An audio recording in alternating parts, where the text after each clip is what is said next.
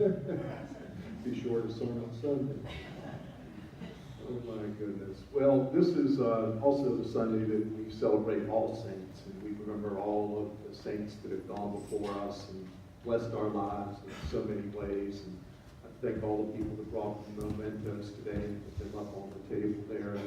And the traditional reading is the Beatitudes, and today we had a contemporary version of the Beatitudes from the late Eugene Peterson.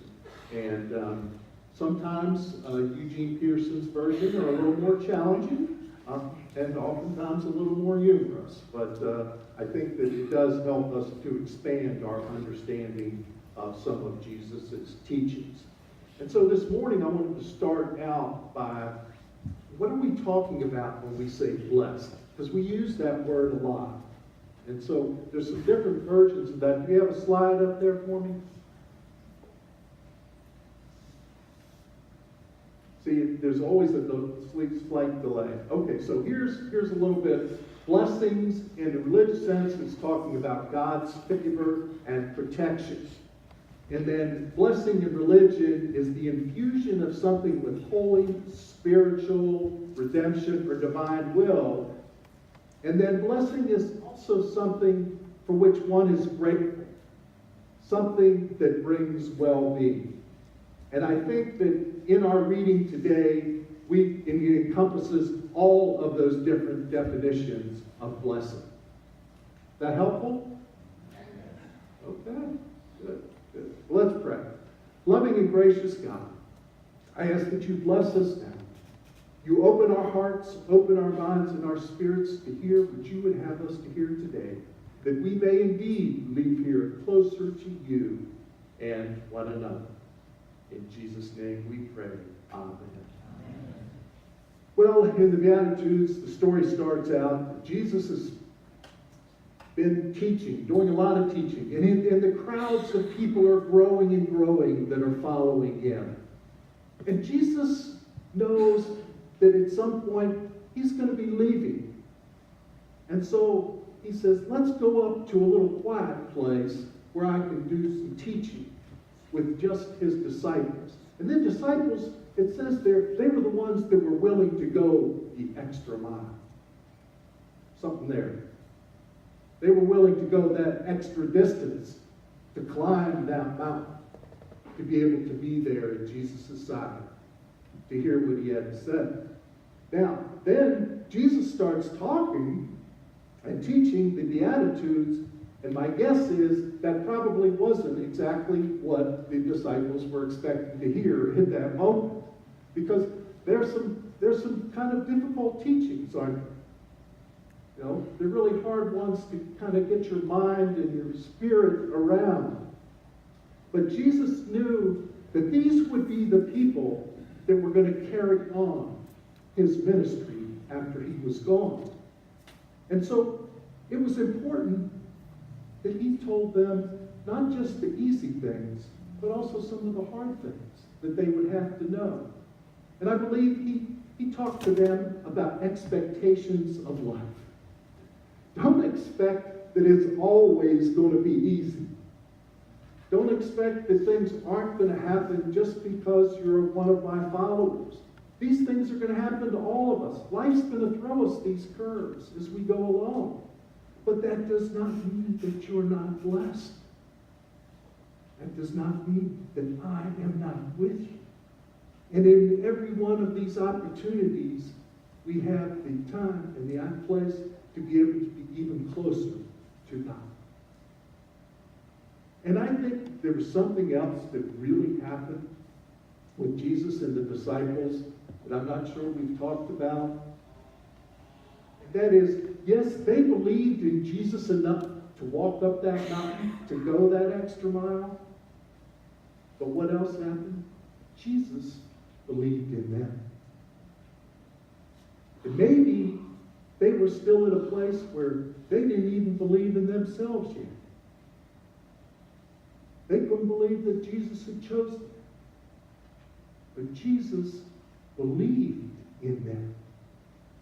And what a difference that must have made in their lives. I mean, you can imagine. These were the fishermen, the other people, and, common, ordinary people, and all of a sudden, now they were in Jesus' inner circle?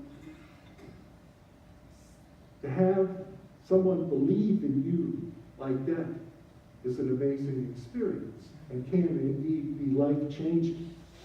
And so basically, too, what Jesus was teaching was that, you know what, we can't always change the external circumstances, but we can change our internal response to them, can't we? And so that's what he was inviting his disciples to do, to be able to model a different way of responding to these different circumstances and things that were going to happen in life. So he didn't say you will always be happy, right? He said you will be blessed, but you will be blessed. And it's interesting that one of the Ivy League schools, it's either Harvard or Yale, the most sought after class, the one that people are lined up for and waiting to get into, is how to be happy. Isn't that amazing? I mean, you know, people that go to the Ivy League schools probably come from a lot of majority, you could say, not all, but come from a place of privilege. And so it's just amazing, and I think it shows the depth of how hard it is to grasp what happiness is. But I believe we find happiness in our blessings. And I'm going to come back to that. I think that's where we find our true happiness. So what happens with the disciples? They follow Jesus, they listen, they learn, and then they start off living out Jesus' teachings. They were the ones that carried on. They were the ones that took the message to the people after Jesus had left. And the book of Acts is filled with the trials and tribulations and travails of all of the apostles, of those who were the followers of Jesus. And it wasn't all good times. I mean, it says, you know, they gathered and thousands were added daily, but there was also persecution. There was also tough times. But they didn't give up. They hung in there. And the world is a better place today because of their example, because of what they modeled for us. And so what they did is they carried on the legacy that Jesus had left them. And what is legacy? Legacy is what we pass on, right? What we share. And you know, it's interesting because I think legacy, oftentimes we think of it in monetary terms, or, you know, it's about a building or something physical. But really, legacy is about the heart. And it's about relationships. And it's about the imprint that people had on our lives.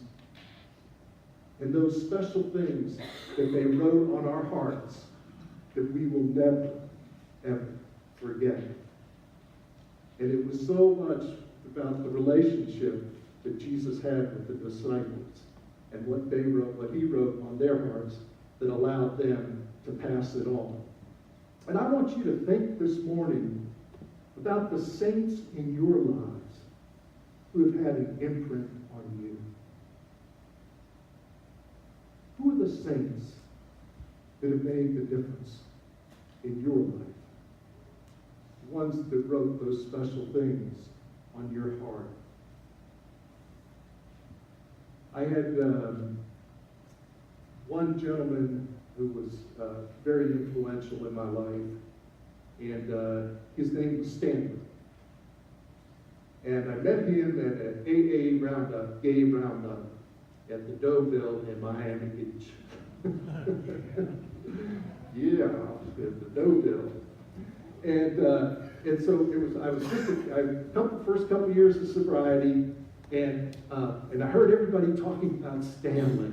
You know, and he was like this person that everybody wanted to meet and get to know. And oh my God, if you could get Stanley to be your sponsor or something like that, you just hit the gold, you know, hit the lottery.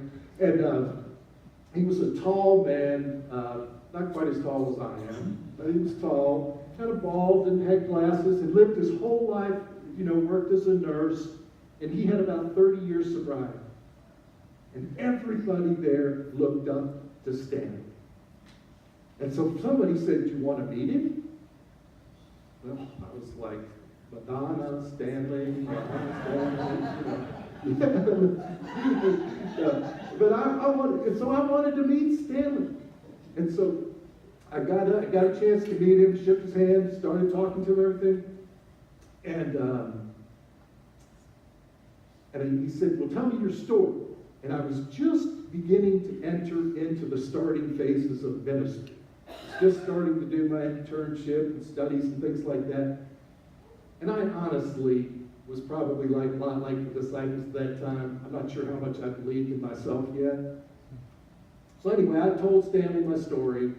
Long story short, a couple months later, I'm at home and I get a letter in the mail. And it's from Stanley. And Stanley says, "I believe in you. I believe in your call. And I'm going to send you X number of dollars every month until you complete your studies and your internship. And the only catch is you can't tell anybody until I'm gone." And he's gone. But I will tell you what a difference that made in my life. Because at that point, I wasn't really ready to believe in myself. But having someone like him believe in me, it made a huge difference. I will never forget Stanley. Never, ever. And the one thing about that is that I want to do what Stanley did for somebody else. I want to pass it on. I want to pass on that gift of believing in somebody else and being able to be there and support them, even if it's a small amount, whatever it is, just to show my care, and my love, and my support. And so we think about MCC in the Palm Beaches, all of the saints that came before us, all of the saints years after years who were here and showed up every Sunday and helped bring us to this place that we are today. And now it becomes our turn, isn't it? It's our turn to be the ones that believe in others. It's our turn to step up and be here every Sunday for those people that are coming in for the first time, that are still wandering and lost and looking for a new home, a place where they can find God and find love and acceptance in a welcoming community. Now it's our turn. It's our time. And it's the time where, even when it's most difficult, like when they had to go that extra mile up the mountain, we have to be willing to go the extra mile during this period of transition to be able to be ready for the next generation, to make sure there's a seat here for them, a seat here that says, yes, you are welcome. You may be on the margins of society, but you are not only welcome here, you are celebrated here. That's our church. That's our turn. And that, to me, is the way we say thank you to all of the saints who are present with us and the saints that have gone before us. We say thank you by stepping up and taking our turn. That's the way we just say thank you to that great cloud of witnesses who has come before us. We want a seat here for the future saints, don't we? For the future saints. And it's the challenge for the rest of us then to do our part. To do our part. To ensure there is a place at this open table for the future generations. And so, as we celebrate this All Saints Sunday, the question becomes is, what will our legacy be? What will it be that we pass on to the next generations? Remembering that we have shade today because someone came before us and planted the tree. Jesus taught us that we are blessed to be a blessing to others. And I believe this, that we find true happiness when we know we are blessed and are in turn a blessing to others. I believe we find true happiness when we know we are blessed and we are in turn a blessing to others. And then listen carefully. Listen. Because when this happens, when we know that we're blessed to be a blessing to others, I can hear the great cloud of witnesses and all of heaven applaud. And may it be so. Amen.